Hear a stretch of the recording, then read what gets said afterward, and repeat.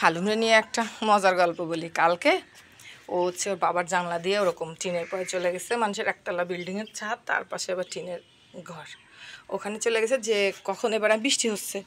আমি জানি যে ও ঘরে, এবার আমি সে ও কনে রাখবো, তো বলছে জানি আমি ঘরে জানছি না, ও ঘরে নেই, ও ঘরে থাকলে তো আমি খাবার খাচ্ছি, ও চলে আসতো শিগগির যান, ভাত নিয়ে তখন বসছি, ওর জন্য ভাত পারছি। এবার আমার ছেলে বলছে আমি পারবো না যাইতে, তুমি যাও। ও হচ্ছে সূর্য মারে কামড়ায়, আমি ওরা পারবো না আনতে। আমি বকতেছি, আমি সে তুই যাবি নাকি, আমি লাঠি মাঠি নেবো তোর জন্য, তুই তো খুব দুষ্টামি করতেছিস, আমারে খুব জ্বালাচ্ছিস।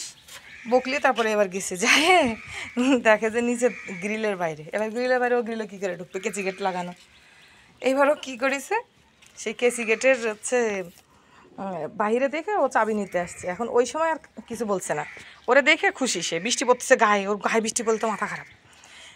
এবার কী করছে, ও যে আসা মানে চলে আসছে, সে এবার কাঁদতেছে, অ্যাও করতেছে, মানে নিয়ে যাও নিয়ে যাও এরকম। পরে এসে বলতেছে আম্মু কেসি গেটের বাইরে গেল কী করে, আমি ওই তো তাহলে বোঝ বা কী করে গেছে এত দুষ্টু।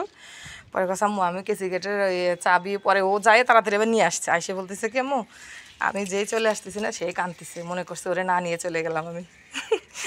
আমার মেয়ে বলতেছে এই তুই না তোর ভাইয়ারে অপছন্দ করিস, এখন তোর ভাইয়া ছাড়া তো কোনো গতি নেই, দেখছিস কে তোরে আনতে গেল, দেখ আম্মু গেছে।